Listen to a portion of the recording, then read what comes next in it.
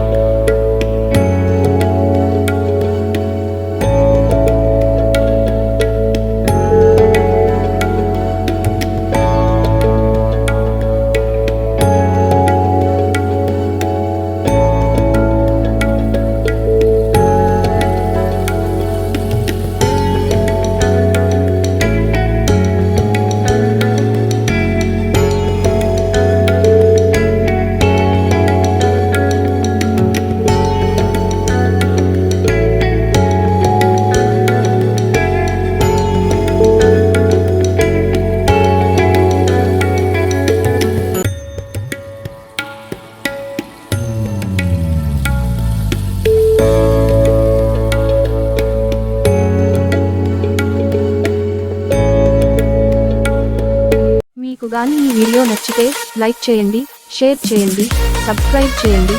మరిన్ని వీడియోల కోసం గంట సింబల్ని ట్యాప్ చేయండి.